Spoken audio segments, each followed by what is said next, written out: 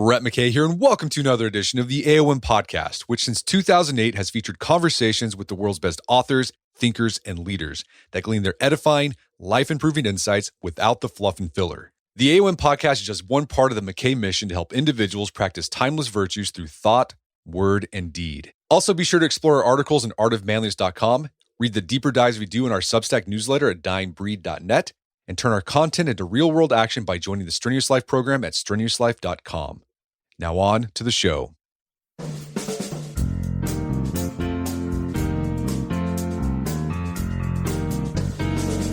The ancient Greeks believed the human soul had three parts: reason, appetite, and something called Thumos or Thumos. Thumos is difficult to translate into English. It encompasses anger, noble spiritedness, pride, ambition, a sense of honor, and the drive to act. The Greeks thought it was essential to living a life of manly virtue, and my guest thinks we could use a lot more of it.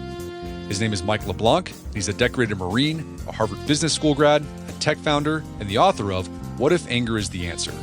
Today on the show, Mike and I discuss how the angry energy of Thumos can help you close the gap between who you are and who you should be. We discuss why physical training helps cultivate Thumos, how it can be an aid in overcoming appetites, overthinking, passivity, and cynicism, and the role it can play in being an effective leader. After the show's over, check out our show notes at aom.is/Thumos.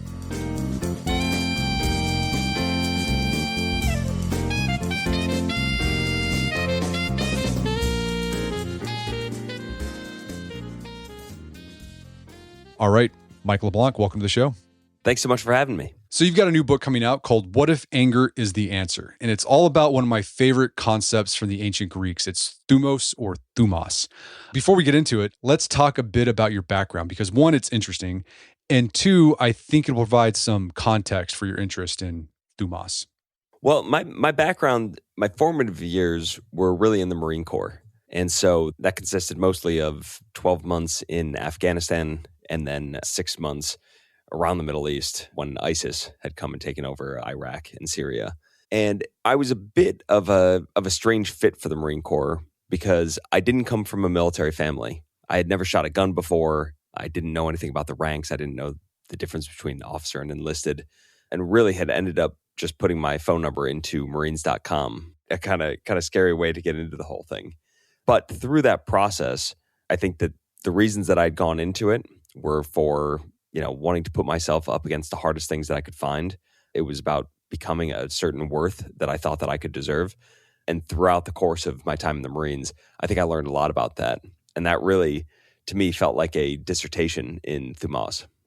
Your education background's interesting. Didn't you go to St. John's? You did the great books.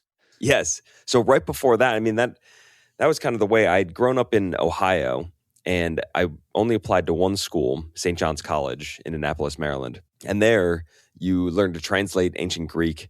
You read all of the great books. And so I was spending my days with Plato and Aristotle and Thucydides. And you really start to take on that world. No one's allowed to have a TV at the school. So you really just start to live in what are ancient Greek principles. And it was through that I really started to see, young people my age, they went to war. Young men went to war. That was what they did. And I started realizing, well, there was a war going on at the time, the war in Iraq. And I was thinking, why did I think that I was exempt from this? What made me so special is not to have to go to this. That was really what started popping those questions into my head. All right. So the great books led you to join the Marines. Yeah, it doesn't do that for a lot. And it surprised my parents quite a bit. Yeah. And what did you do after the Marines? So after the Marines, that was direct into, I had met my wife and I had deployed while we were together, but she was very clear that wanted me to get out if we were going to get married. And so I knew that I was going to get married and start a family. Today, we're 11 years married with 3 kids, 7, 8, and 9 years old. But at that time, getting out of the Marine Corps, I really had trouble finding any kind of job. There was no one that would really hire me. I was trying to make $60,000 a year. That was my entire goal in life, was to get that, and just couldn't seem to find it. And so through some lucky interactions, ended up realizing that going back to school was my best bet. And I worked very hard at the GMAT and then went to Harvard Business School. All right. And then now you run a company today. Yes. Yeah. So I've founded 2 robotics companies since then. And so my current company is called Foundation Future Industries. we make humanoid robots, so like robots in the shapes of humans that we sell into wars. We sell to the Department of Defense. You make Terminators. That's right. Yes, Okay. it's a Terminator company. All right, so I can see your interest in Thumos because you learned about it reading the great books, and then that inspired you to join the Marine Corps. And like Thumos, as we'll see, is a warrior emotion, a warrior drive for the ancient Greeks. What's interesting about this book, though, you don't go right into talking about Thumos. You start off with a letter to your son, Michael, and it's all about what it means to be a man. First, why start the book off with that? And then what did you tell your son in that letter? It was interesting. For a long time, I had written this book a long time back, and I would wake up in the morning at 5 a.m., and, we had little kids, only my son at the time. And I would wake up at 5 a.m. and I had until 8 a.m. until I had to get to work. So I had 3 hours to work on the book. And it became a kind of meditation about what was it that I had learned about Thumos. When I joined the Marine Corps, I think that I had a rudimentary understanding of what I was up to. I knew that everyone at the time had been telling me it was good to be sensitive. It was good for me to be nice to the people around me. It was good for me to find middle ground with people and to compromise. I had heard a lot of that. And then I was reading in the great books and thinking, no, that's actually not the path to virtue. That's a path to a slow descent. And so I took this time to really, really try to think through, what was it that I did? Was that right? And what did I learn about it along the way? And during that time, I really just would think about having my son, Mike Jr., just sit across the table from me. And so I wrote the whole book in a way that I thought he would understand it when he was, 20 years old. And I hoped that, I was in the Marine Corps for 13 years. I was hoping to condense that experience in a way that you could read it in about 4 hours and understand the same deep things that I did, or at least introduce the frameworks for people to start thinking about them. Yeah, that was interesting in your letter. You talk about how in the 21st century in the United States and in the West, to be a man means, like you said, be sensitive, be compromising, don't lose your temper. But as you read the ancient Greeks, and we'll talk about this, like that, like they believed in prudence and not going overboard with your anger, but they actually believed anger was an essential part of the soul, particularly a male soul. Like I was being able to experience anger was important. And you bring in this idea of the role anger played in the Greek world with one of Socrates' metaphors for the soul. He has two of them. The most popular one, the most well-known one is the one from, I think it's the Republic, the Chariot. Yeah. But you referenced this one that's in the Gorgias. So tell us about this metaphor of the soul and the role anger plays in it. So, it was interesting to me that no matter who you look at that is talking about the soul, they always break it into parts. Like any serious look at the soul breaks it into parts. And a kind of classic one is, you see it in all of the old cartoons. It's an angel on one shoulder and a devil on the other. And I think we all know this experience of having an angel on one shoulder and a devil on the other. It's, when you're in Vegas and your friends are like, let's go out to the next club. And you have the angel that goes, I think it's probably time to turn in. Nothing good's going to happen. It's midnight, right? And then you have this devilish part of you that goes like, let's just throw all of our money on black and let's see where the night takes us. Everybody knows that kind of back and forth, whether it's about eating a piece of candy or, taking revenge on somebody that they know. Everybody kind of knows those two. And so Socrates had some version of those. He had the little man of the mind. So he said that your mind is like a little man. And it is rational and it thinks about what it should do and what it shouldn't do. And it makes, generally good decisions.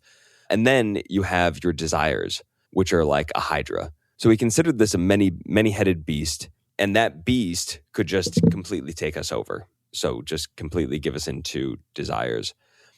And so as he's first talking about it, those are just the two parts. And he says, maybe that makes up the whole of the soul.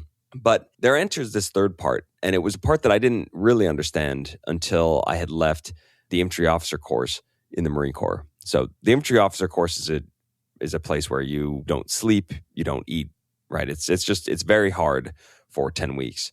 And so when I got done with that 10 weeks, I got my first night in a hotel room right after that. I was beginning a new course in intelligence. And this was going to be a gentleman's course. So I thought, all right, I earned it.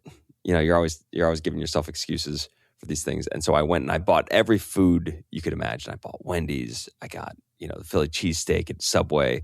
I got Cheetos. I got ice cream. I got all of this junk food and my favorite of all junk foods, which is peanut butter.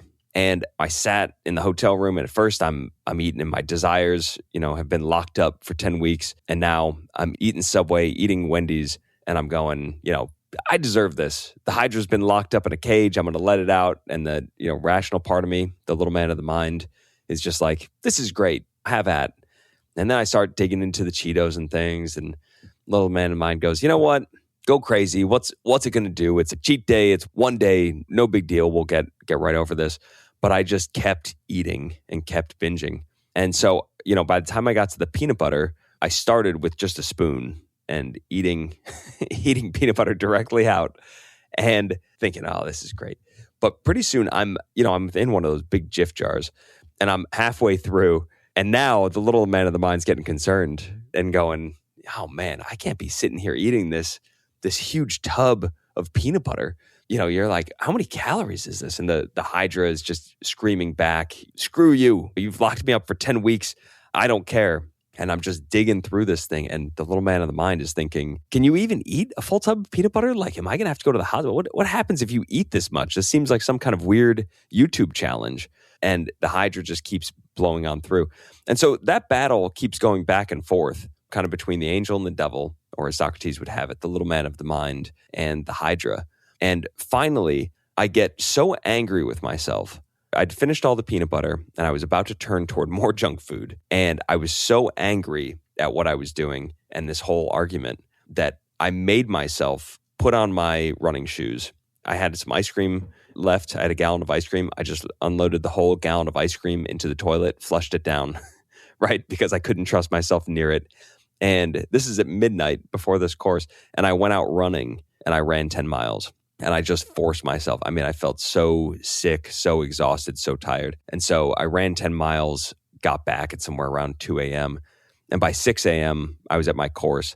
And now everybody at the course thought, oh man, LeBlanc had some fun last night. They pictured me like out with spring break, or, who knows what they pictured, but they were like, this guy really came in and had a good time.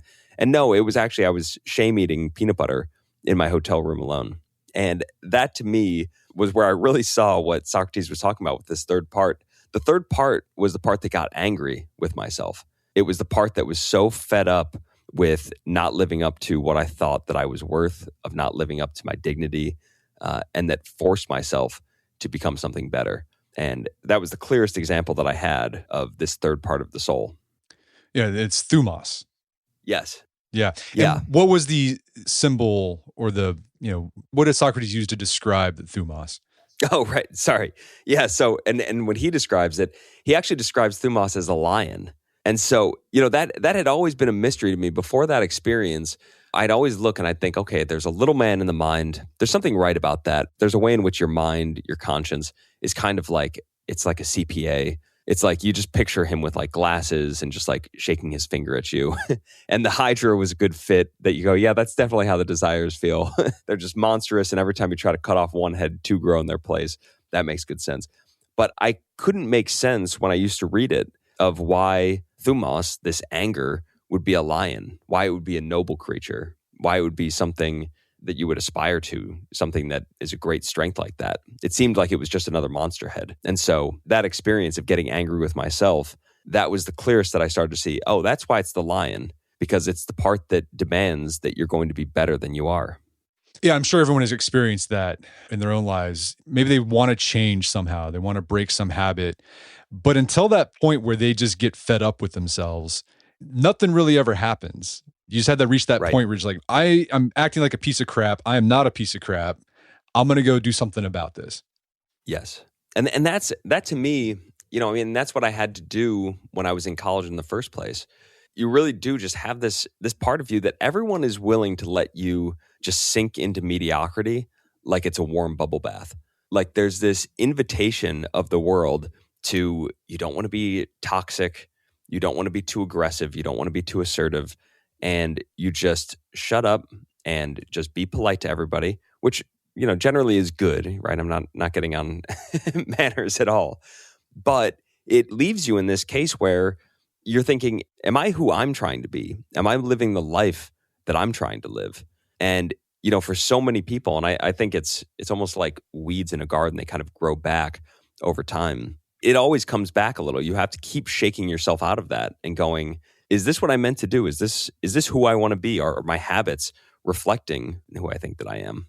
Well, let's dig into Thumos a little bit more, because it's a really complex concept, because there's an anger part of it, and it's Yep. sort of a righteous anger. It's an anger that's connected with honor and your sense of self and status. It's also anger in protecting those you love and care for. So if someone's messing, crossing a boundary that they shouldn't, like Thumos would be like, hey, back off. These are the people I love. But there's more to it than that. What are some other attributes of Thumos that the Greeks thought it entailed? It's really interesting because as you start to learn about this, it pops up all throughout philosophy.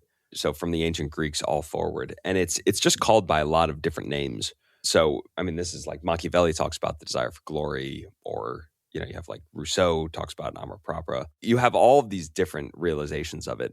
But the main idea is that we do have some worth or some dignity that is worth protecting. And that the primary mode of anger is to be angry at people that are not treating us like we have that dignity, or to be angry at ourselves for not living up to the dignity that we have.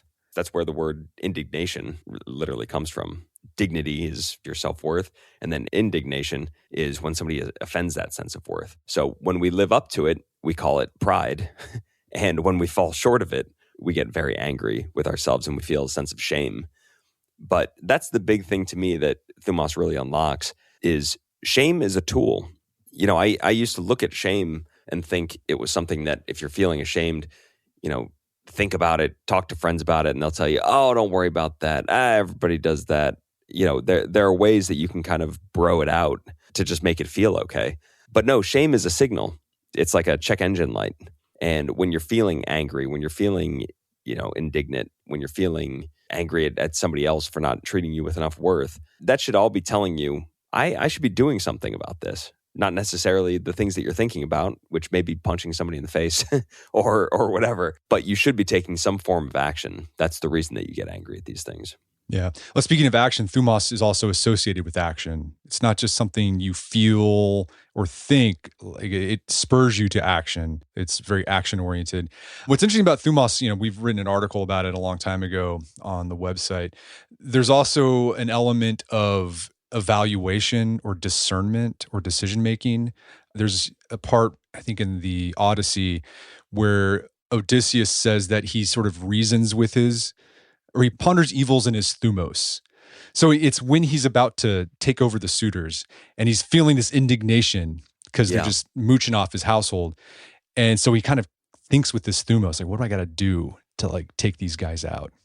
Yeah, well, and that's what Socrates recognizes. So this is kind of the general rule of three in politics, is if you have two, they can work as an alliance until they disagree, and then it's going to be one-on-one. But when you have three, and I know this from having three kids, every disagreement is going to sort itself into two against one.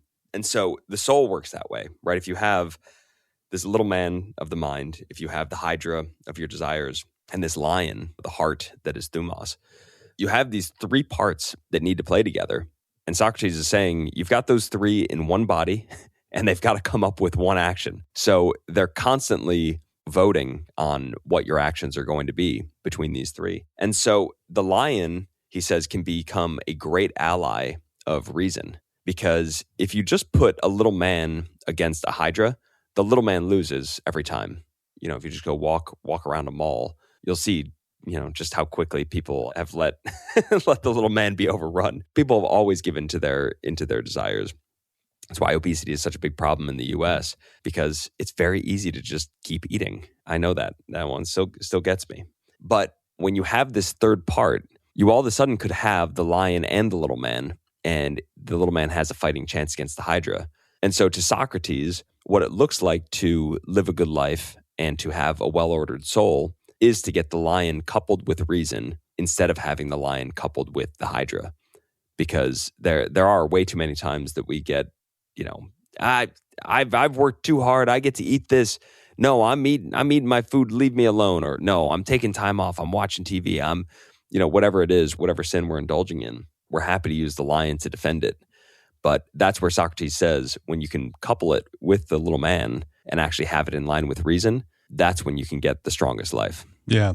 I mean, another example of coupling Thumos, the lion, with the little man, this idea of people crossing your boundaries, maybe like actual physical violence. Maybe they're threatening you physically, or it's an employee who's maybe stealing from the company. The 21st century guy would be like, well, just use little man reasoning. We can talk about this. We're reasonable people and we can talk this through. Yep. Socrates would be like, well, that's probably not going to get you very far, because this guy who's, overstepping this boundary, he's just going to take advantage of you. You need to bring in that lion-like Thumos along with the little man to, you got to have a little passion there and be like, hey, this is wrong. I'm angry. I'm upset about it. And this is not going to happen anymore. It was so interesting when I was in fifth grade. I had a mouth on me, and I would mess with everybody. And one day before school, there was this kid sitting on his bike, and he had every bike accessory known to man. He had not just like a water bottle holder, but he had like little gloves that he wore with the cut off fingers. He had like Oakley glasses on. He just had all this stuff. And so I'm sitting there making fun of this kid in front of everybody. And, this guy, instead of just taking it like I'd been used to people doing it, he just, without warning, just winds up and just punches me in the face and knocks me to the ground. And, so I'm just laying there on the ground and thinking, okay, well, there's a boundary. That's what it feels like to cross a boundary. And one of my friends goes and punches him back in the face. And the two of them get suspended. And the principal, pulls me aside, right? We're all sitting there. I'm bleeding from my mouth, and the other kid's bleeding, and they're both getting suspended. And the principal comes and tells me, you did the right thing. You didn't do anything. He punched you and you didn't get back up. That was the right thing. We shouldn't be fighting. And I thought, okay, good. So I go back to my class, and every other kid, especially, all of the girls in school, are all like, what happened to Chris, my friend, who punched him? And I realized there was this disparity between what the teachers and the principal talked about as me being the bigger man and kind of being above the violence, and the just, basic human instinct to stand behind my friend who, had stood up for his friend and who had put himself in danger to do it and knocked the other guy down. So I was just ashamed. Everybody would come up and go, why weren't you suspended? Right? Why? I don't get it. So why did the other two guys go, but you're just allowed here, and I have ice on me, on my mouth and everything. But that was an early lesson for me that there is just kind of this split between how we think of these things.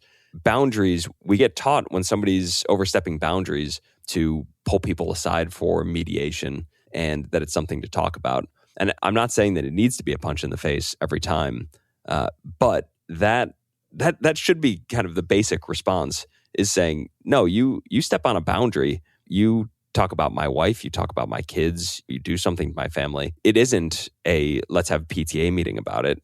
It's you better stay the hell back. Yeah. But what's interesting, you have to have that Thumos with the little man. Like, you can't just have only Thumos, because the ancients, that can lead you down some bad paths. Were there negatives that they saw of like leaning too much on that lion-like Thumos? Yeah, I think, anybody that's watched Jerry Springer has seen the negative sides of it, right? What you end up with is the biggest problem is that we have so many people that are saying, you've treated me lower than I'm worth, and they get very indignant, but they don't live up to their own standards. So when you're out there and you don't act, when you don't take care of your business, you don't take care of your money, you don't work and do something productive, you don't take care of your kids, you don't defend boundaries properly, then you're just kicking the ocean. You're throwing tantrums all the time. And I think a lot of the anger that we have seen that gets highly publicized, especially over the past 10, 15 years, is really just tantrums that older people recognize. These young people, they haven't done things to deserve the level of, this high standard that they seem to be defending. And that's why I think a lot of people get back to this principle of you need to take care of, get your own house in order before you go and criticize the world, because we do have an America that is filled with people that are just getting angry about things and not fixing their own life, right? Why come yelling about our economy or come yelling about the system or the man or all of these things when you don't have your own house in order? And so I think the Greeks were very sensitive to that, of recognizing anger is not always good, it's not always bad, but like any of the virtues, it is the middle between this kind of being too cowardly and shy and being too angry and violent, overly so. Yeah, you need the little man to kind of figure that out. We're going to take a quick break for a word from our sponsors. And now back to the show. One of the other interesting things about Thumos is that the Greeks associated it with the physical body. Specifically, they said you kind of resided in your chest. It was in your breath, like the Thumos sounds like your breath, Thumos. In your blood, kind of made you hot-blooded. In your experience, is Thumos something that has to be awakened physically? That, it was such an interesting thing to me because I had this sense. I'd always, I'd played baseball. I'd always played sports and stuff through being a kid and through high school. But when I got to college, I had this sense that I was going to leave that all behind. And I thought, I don't need to do any of that. I can be so smart. The idea was to have this big brain and learn so much that I could just, I would do everything with my mind. And I was shocked when one of my professors, Mr. Page, was the one that was really pushing me to recognize that shame was a tool. He was my ancient Greek professor and started to open up what virtue really looked like for me. He told me one time, I said, oh, well, I'm going to keep working out, but it's only to push myself mentally. I just want to make sure that I'm mentally tough. And he was very clear that he said, no, you should be doing it to get strong and in shape and to look good. He's like, those are all very important things too. And I was shocked when he had told me that. But as I've gotten older, I've recognized it's all part of the same thing. It's not enough to just be in principle, pushing yourself to do hard things. I mean, you could, lock yourself in a kennel, right, for 2 days. That would be hard, but it wouldn't get you stronger. Maybe it would make you mentally stronger, but it's not doing anything for your muscles. No, actually getting out there and pushing yourself to run, to march, to lift heavy things, to fight. Plato was a wrestler, Socrates is a soldier. All of these guys, they were very much doing this with their bodies. And I think it's one of those things that once you actually get into lifting and once you get into fitness, it's just right on the face of it. You can see why that awakens the Thumos in you, why on a day that you get a workout, you're more ready to go into work. And, to me, if I'm being indecisive or just kind of mushy in my thinking, the first thing that I do is force myself to go do a very hard workout because I know it's going to clean up the mind just like that. Yeah, people forget that about the ancient Greek philosophers. You said Plato was a wrestler. Where they went to discuss philosophy was the gymnasium. And they not only discussed philosophy, but they were working out while they were there. Yeah. And it's exactly right that it would happen. I mean, once I was in the Marines, I saw this all over the place, that you really would have these incredible leaders that I'd think, how did these guys do it without philosophy, right? I'm sitting there thinking about how the Greeks have gotten me into this, and I'm thinking about Aristotle and Socrates, and that's kind of how I view the world. But I have these other guys around me that have no interest in any of those things, but they are so decisive and they're living up to the virtues better than I am. And I realize a huge part of that is they are pushing themselves in the gym. They are pushing themselves to lift more, to run faster, to do more pull-ups. And it's just a huge part of pushing each other, pushing yourself, and how that matches with manly virtue. Yeah, so they were training the lion. Yeah, exactly. Yeah. Exactly right. And I'm a big proponent of, all people, girls, but particularly young men. I want them active, doing some sort of sport or an activity where they get physical. One of the things I just hate is you see these young men who just don't have any sort of vitality. They don't have any Thumos, and they kind of go through life anesthetized. And there's really no there. And I'm like, bro, you need to get doing something. Start playing ultimate frisbee at least, or let's go lift weights. So I think that could be a starting point to developing this Thumos that can help you develop these other more noble virtues after that. It's interesting too with the body. I always have this kind of framework for myself that, as a man, you should be horny in the morning, hungry through the day, and tired at night. And I think that, when you give into the world of TV, when you give into a world of just pleasures and binge eating and whatever, you start to realize that all of your good drives are muted. The volume is way down on all of those things. I hear about so many young men that, say they have insomnia. My good friend, Tom Schumann, Marine, he always says, like, insomnia is for people that haven't heard of leg day. And I think that there is this sense that, we miss a meal and we start to think, oh my gosh, I need to get it. My blood sugar's low. My blood sugar's low. That is not how your body's designed. And to me, that's like taking a Porsche 40 miles an hour and going like, that was too much for the tires. It's like, no, it was designed for a lot more than that. And there may be some unpleasantness with that. There may be some withholding from desires and not eating for long periods of time. You might have to be hungry. You might have to go through being tired. You might have to lift very heavy things and think, my muscles are just screaming at me to stop. But all of those things, it's amazing how rewarding they become, how quickly.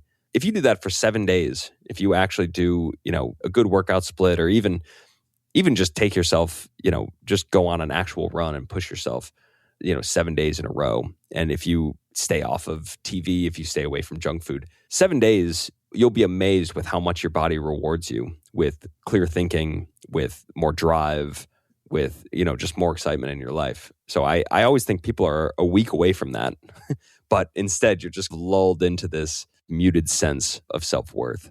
All right, so Thumos is this part of our soul where we feel anger towards ourselves if we're not living up to a standard that we think we're capable of reaching. It's connected with our sense of honor and status and sort of self-regard.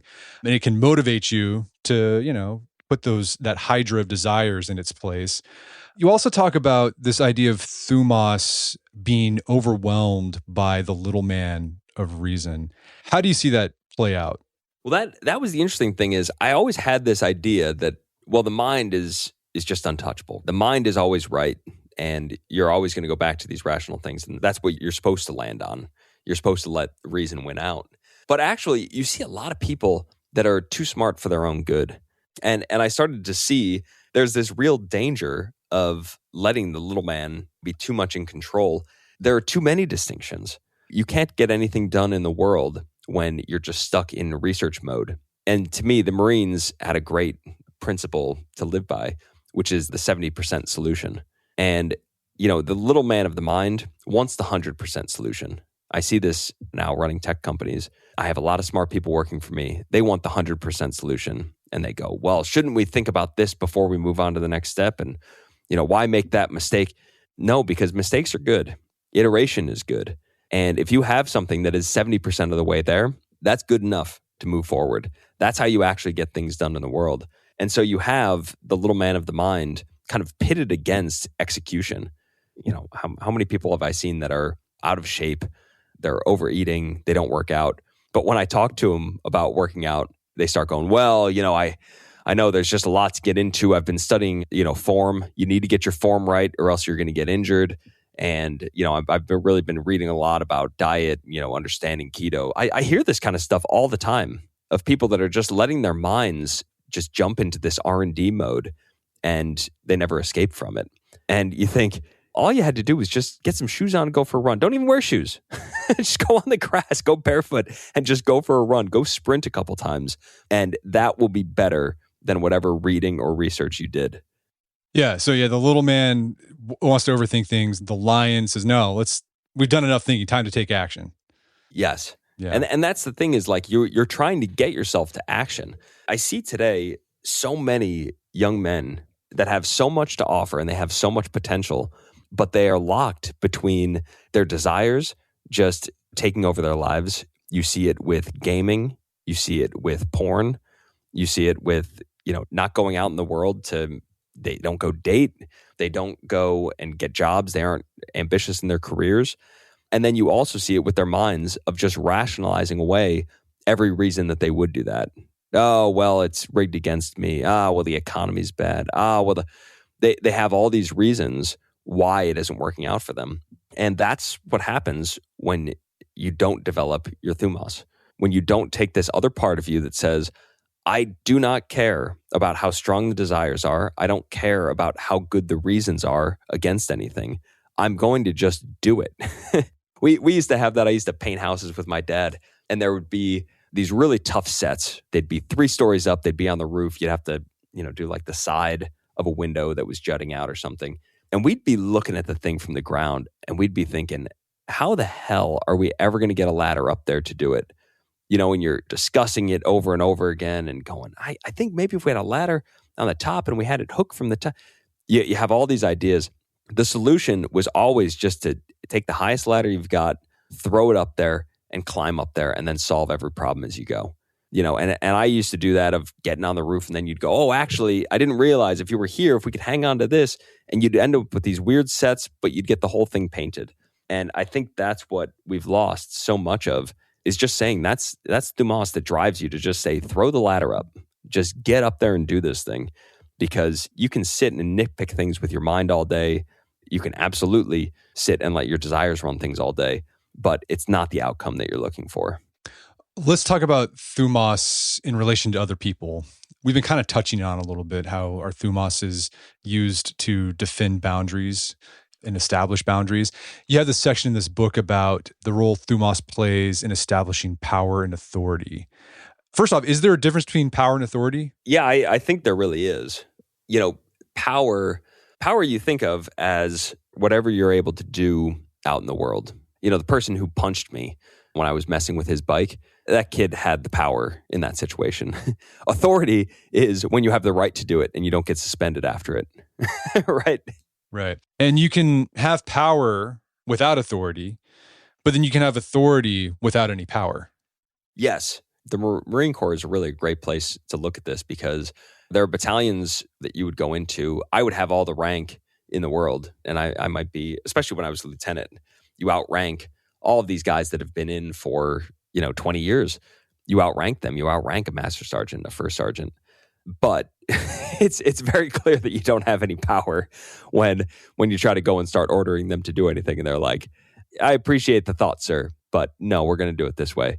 That's where you always see those. I don't know. I think that a lot of young lieutenants conflate power and authority, and they think, because I'm wearing the rank, I can go and tell people what to do. And yeah, they'll probably do the one thing that you're asking them to do. But, then they had a good way of teaching lieutenants that, which was, all of the enlisted would just do exactly what you said. And it turns into a sort of Amelia Bedelia battalion. You have this way in which you start to realize, oh, they were doing a whole lot that I didn't know and that I didn't know about. And you get taught pretty quick that there's a big difference between the two. Yeah, in my experience, if you ever have to resort to authority to get someone to do something, you've already lost. Yeah.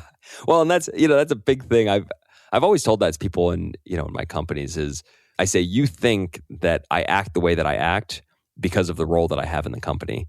But actually, I have the role in the company that I have because of the way that I act.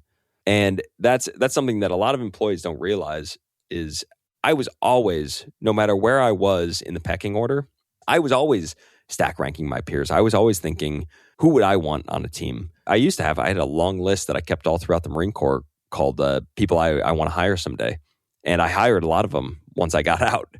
But I was just always thinking from, all right, this is what the organization needs to do. And in that way, I never felt that I had a boss. It was interesting to me because, people love authority. There's some security in having somebody else who's in charge. But I just always looked at myself as, all right, I'm a captain in this battalion. Here's what captains should be doing. Here's what the battalion should be doing. And here's how I fit in with that. And my commanders were another stakeholder, just like my sergeants were a stakeholder. They were all people that I had to deal with and keep happy in the way that they wanted to be kept happy to get them moving in the right direction. That was always the way that I navigated it. And I think that really helps you as you're going to become, a founder, an entrepreneur, a boss in any way, a boss, a manager, a leader. So how does Thumos help you develop that power? Well, to me, to be a good leader, you need to be the one that is willing to say that the emperor is wearing no clothes. There are all kinds of things that go on in organizations that everyone has to live with that they go, that just doesn't make any sense. At my first company, cobalt. So we made security robots, and they were supposed to replace security guards by catching all kinds of, open doors or bags that were left around, just things that a security guard would catch. So it's a robot that would drive around and look for those things. And we all kind of knew that it didn't work. We had probably, I don't know, maybe 200 people in the company at the time. So we're all working every day. Everybody has big salaries and all these things. But we all thought, no, the robot doesn't quite work. We had a customer that tested us, and we realized just how bad it was. We were catching under 5% of what we were supposed to catch out of the little booby traps in these things. So that's not just an F, right? That's not just a failing grade. That's like you almost didn't even show up for the test. So when I saw those results, I was so angry. And I was mostly angry with myself because I thought, I'm running this company, and I tried to get into it every now and then and go, well, shouldn't this be better and shouldn't this be better? And everybody would tell me, no, it can't be that way. Well, this has to be this way because of this and this and that. And so the whole company, we're all going to work every day knowing that we're working on a product that doesn't work. And I got so pissed about it.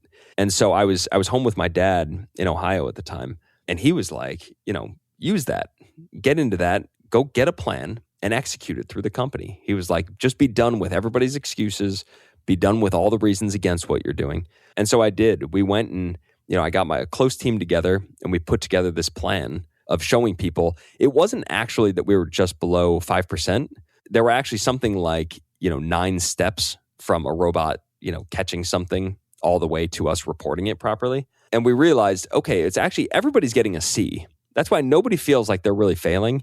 It's a very leaky funnel when every single step of the way is doing about C minus work.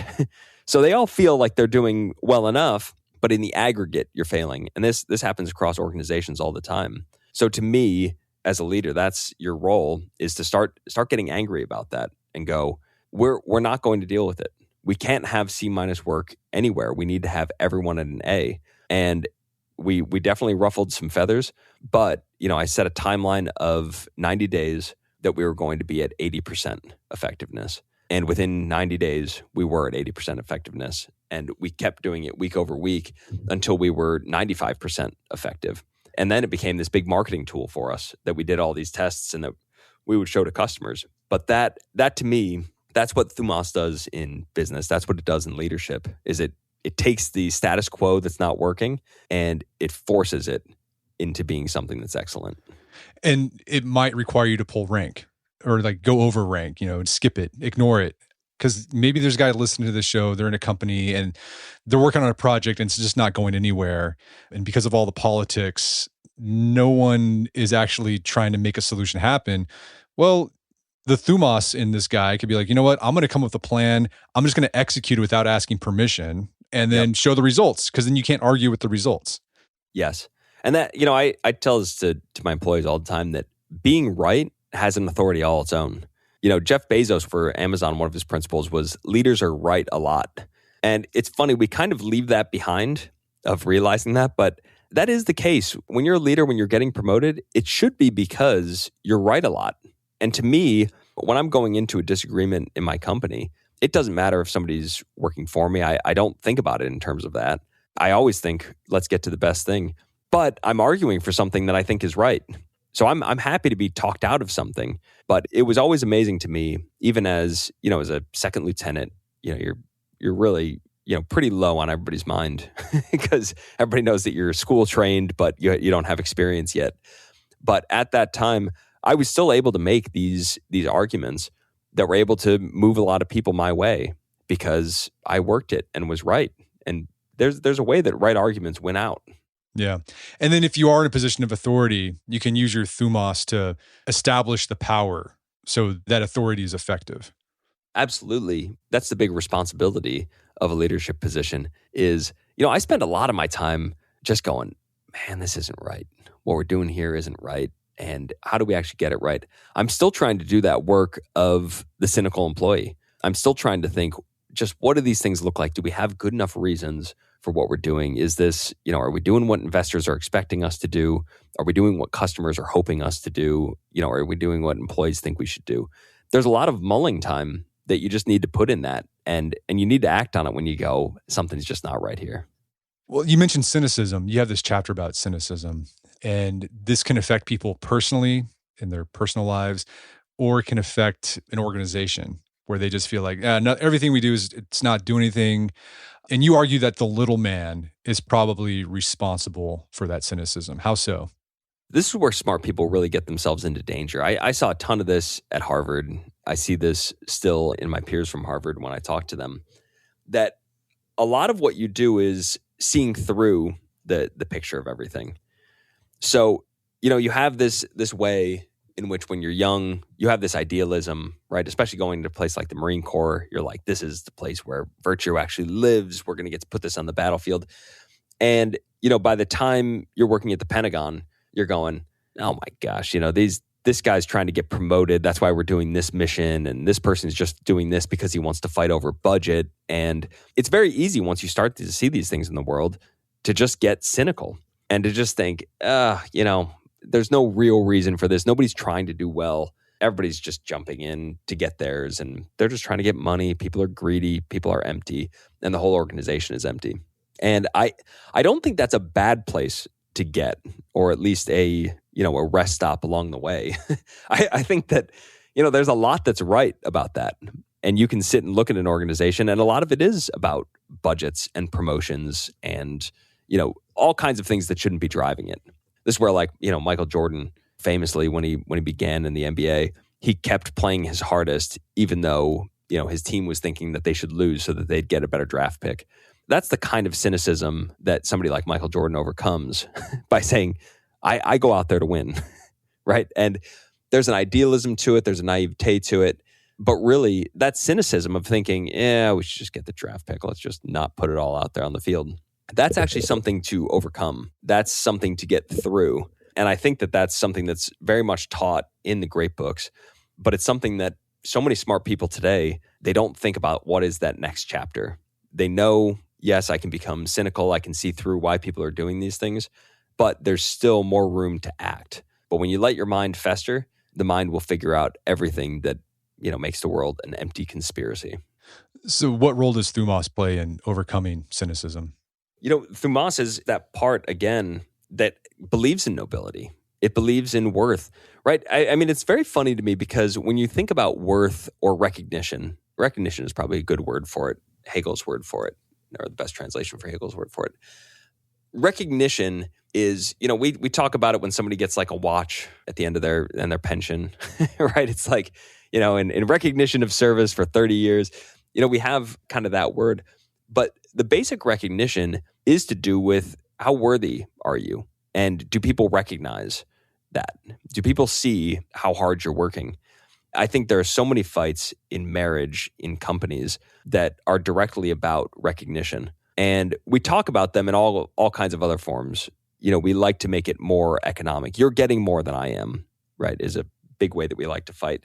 But it's actually much more about worth. People want the credit. People want recognition for what they've done.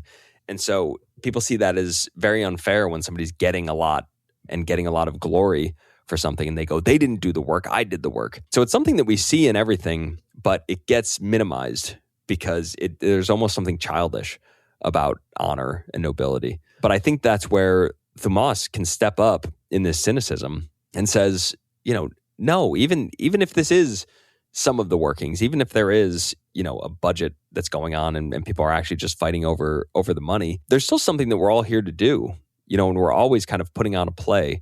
And so, you see someone like Winston Churchill, very thumotic man, who he took this as he loved to wear costumes. He loved to dress up as a soldier. He loved to dress in his medals and his awards. He loved his iconic hat with a cigar out of his mouth, in a three-piece suit. There's part of a game of dress up that goes on with it. And it's a very thumotic thing to do, to say, I'm going to engage with my life beyond all reasons not to. Beyond, yes, of course the system's rigged. Of course everything's rigged. And of course people are out for themselves and they make it look like very charitable thing. Of course, if you're grown up, that's the way the world works. But that doesn't mean that you don't engage with life. And so Thumos is sort of that one that looks at how the little man gets very cynical and says, get up off the mat. You've got to get back in this. and you've still got to play your part in life, regardless of what else is going on. Yeah, live with nobility. Yes. Let's go back to your son. I've got a teenage son. I lead teenage boys in my church congregation. One of my biggest concerns, as I said earlier, is like I feel like a lot of them are lacking that thumotic drive. What are you doing to teach your son to harness his thumos or foster it for noble aims?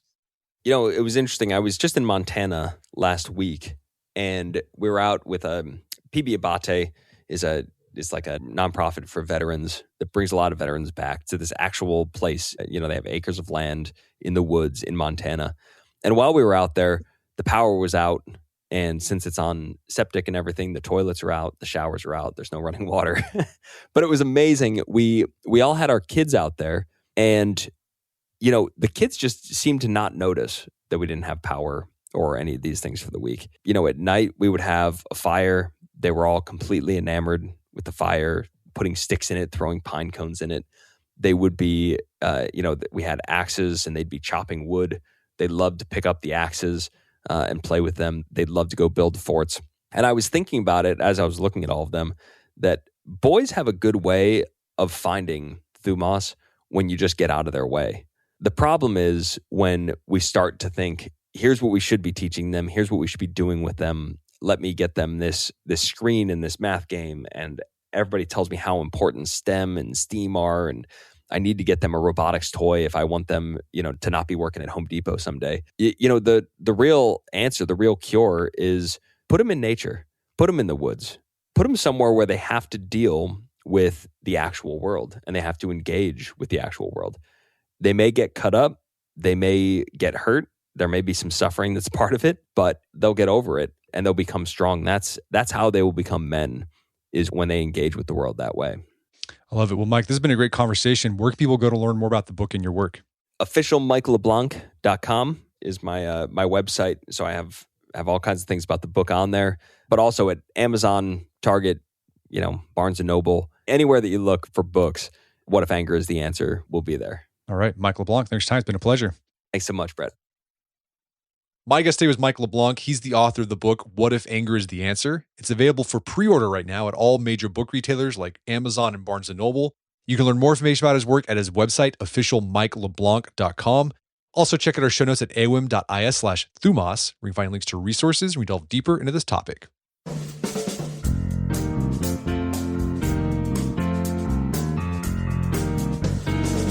Well, that wraps up another edition of the AOM podcast. If you haven't done so already, I'd appreciate it if you take 1 minute to give us a review on Apple Podcasts or Spotify. It helps out a lot. And if you've done that already, thank you. Please consider sharing the show with a friend or family member who you think was something out of it. As always, thank you for the continued support. Until next time, it's Brett McKay, reminding you to listen to the AOM podcast, but put what you've heard into action.